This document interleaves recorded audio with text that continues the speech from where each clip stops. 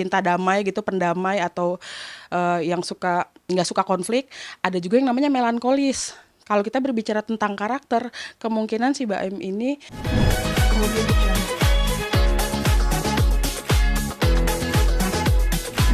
dulu macet apa gimana tadi?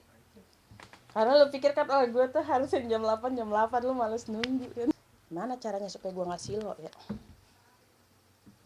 Lihatnya ke sini nih kak, ke situ nggak?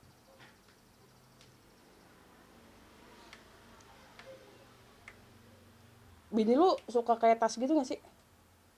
Jarang dia nih, Jarang ya? tas branded. Enggak juga sih. Hampir rumah jadi masalah. Masalah. Teleponnya dulu ntar, nanyain mau nggak? Gue tadi itu bawa itu ceritanya gue birthday AC. Coba resep lu diomelin ntar. Agak ada urusan. Dia juga kalau nggak polisi kali. Ya. Harusnya bukan bebas. Hah? Boleh aja lu. Tato kagak, kalau gondrong iya. Kayaknya ini terkait baru saja Mbak Im Wong mengungkapkan apa yang terjadi permasalahan di keluarganya. Menurut sebagai psikolog, ketika seseorang membongkar aib rumah tangganya, aib istrinya sendiri ke publik, itu seperti apa sih dari kacamata? Oh tulisannya sorry. Ulang bang. Ke bawah aja. Gini bang. Gue saking pengen, itu lo gue saking pengen banget langsing gue tegak-tegakin badan gue. Seenaknya. Ini kan kemarin Pak Im Wong sempat bilang di media, di publik tentang apa yang terjadi di rumah tangganya. Nah, dari kacamata psikolog, jika seseorang yang membuka aib keluarganya atau membuka aib pasangannya ke publik, dari kacamata psikolog seperti apa sih Pak?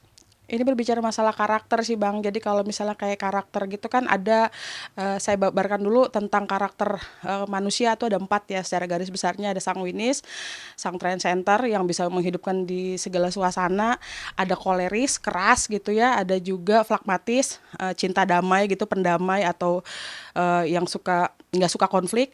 Ada juga yang namanya melankolis. Kalau kita berbicara tentang karakter, kemungkinan si Baim ini dia memiliki dua perpaduan karakter dari melankolis dan koleris. Jadi kalau orang melankolis itu cirinya dia gampang banget mengungkapkan, speak up, show up tentang segala sesuatu yang bahkan kita anggap urgent untuk di private gitu. Tidak harus di show up ke umum gitu. Gak apa-apa bang.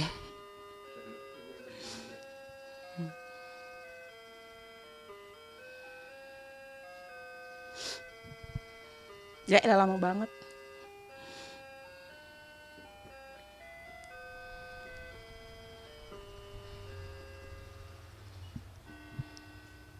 Tujuh kali nih maksudnya. Enggak.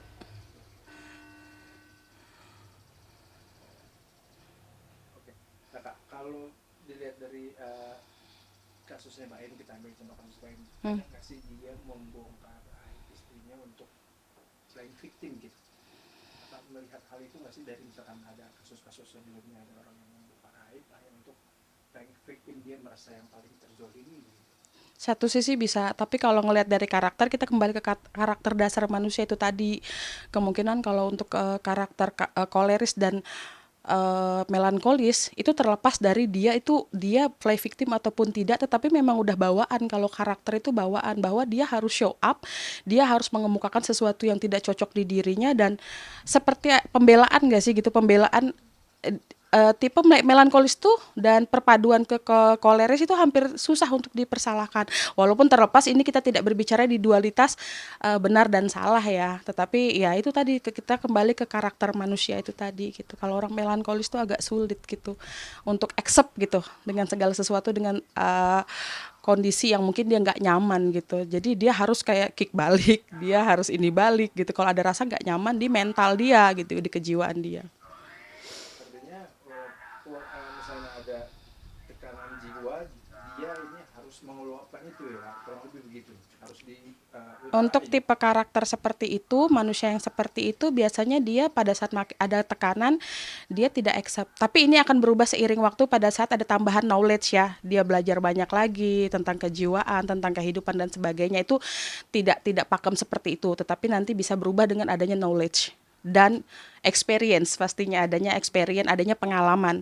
Tetapi seiring waktu kita kan nggak pernah tahu, makanya ada istilah orang bilang biarkan waktu yang menjawab. Tetapi ya kita nggak bisa seperti itu juga dong, kita juga harus experience sendiri gimana caranya untuk bertumbuh. Kalau memang kita pahami bahwa setiap masalah itu adalah untuk jiwa kita bertumbuh gitu. Jadi school of life, setiap masalah itu kalau diukur dari kedewasaan seseorang ya, entah itu laki-laki ataupun perempuan. Karena kalau berbicara masalah karakter tadi tidak berbicara masalah gender ya. Kadang-kadang laki-laki pun ada energi feminim, perempuan pun ada energi maskulin, tidak berbicara masalah gender gitu. Kalau lihat Baim berarti artinya dia bisa dibilang masih childish dong, Kak. Iya, iya bisa seperti itu. Tetapi ya terlepas dari dualitas benar dan salah tadi ya. Jadi tipikal-tipikal seperti itu bisa dilihat dari show up-nya dia. Karena kalau orang yang bijak biasanya dia memprivate masalahnya, bukan berarti dia tidak luka batin juga. Orang yang tidak show up bukan berarti dia juga bijaksana, tidak. Karena ada karakter yang bisa mengungkapkan segala sesuatunya ke publik, ada juga karakter yang tidak bisa gitu. Maksudnya dia sebenarnya luka batin tapi dia tidak bisa show up, tidak bisa mengatakan keluar gitu. Hal-hal yang memang dalam tanda kutip kalau untuk urusan kayak rumah tangga itu kan sebenarnya quote and quote memang private gitu gitu. Indikatornya apa, Kak? Misalkan seseorang bisa dikatakan, ah lu belum dewasa jadi kepala rumah tangga gitu. Ada nggak sih? Kedewasaan seseorang itu kan kita nggak bisa ukur dari usia kayak gitu, tapi lebih ke experience sih, dari pengalaman, dari cara dia pengambilan setiap keputusan, bagaimana bijak gitu. Artinya kan kalau bijak itu baik untuk dirinya dan baik juga untuk orang lain gitu. Artinya misalnya kayak gini, misalnya kalau kita berbicara konteks perceraian, orang bilang jangan jangan pernah bercerai karena anak-anak nanti berbahaya pada efek psikologis anak-anak. Tetapi faktanya dengan experience, dengan pengalaman anak-anak sendiri tidak butuh rumah tangga yang toksik gitu loh. Orang tua yang toksik yang tiap hari berantem, yang tiap hari mungkin saling hujat kayak gitu kan, itu kan nggak, anak-anak nggak butuh yang seperti itu. Artinya perpisahan pun boleh-boleh saja pada saat itu adalah second choice, kalau itu adalah yang terbaik untuk pertumbuhan mental anak. Karena untuk bersama pun jika itu tidak membuat anak itu bertumbuh, malah malah kita kasih toksik buat mereka untuk mental mereka gitu.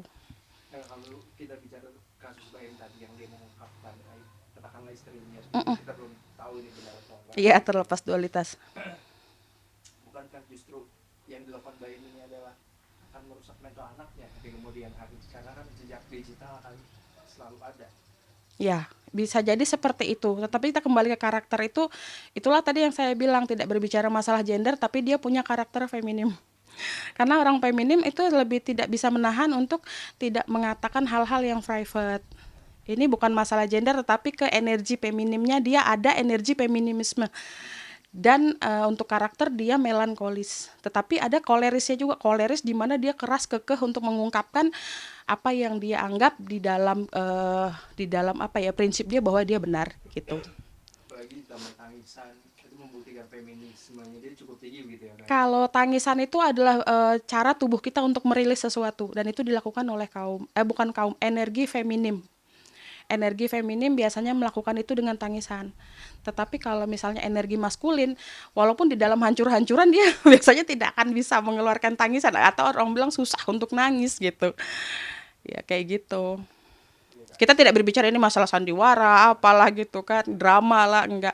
Tetapi kita berbicara di pertama tadi karakter, yang kedua adalah energi feminim yang ada pada dia gitu. Mungkin seperti itu. Kak, baiknya sebenarnya jika orang tua yang memutuskan untuk berpisah gitu ya, lalu kedua orang tua ini harus melakukan apa untuk menjaga mentalitas anak-anaknya? Yang pertama yang harus dilakukan adalah komitmen. Perceraian adalah second choice yang dilakukan sebagai pilihan di mana mereka sudah tidak satu visi, sudah tidak satu misi, dan sudah tidak satu frekuensi. Tetapi at least harus dengan kesadaran bahwa anak-anak harus bertumbuh dengan kurikulumnya sendiri.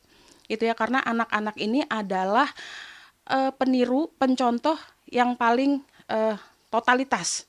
Jadi anak-anak misalnya kayak gini, nggak bisa kita kasih tahu kamu harus hidup lurus, hidup baik, harus dengan relationship yang baik kepada setiap orang, tapi dengan kata-kata, tetapi tidak dengan contoh perilaku.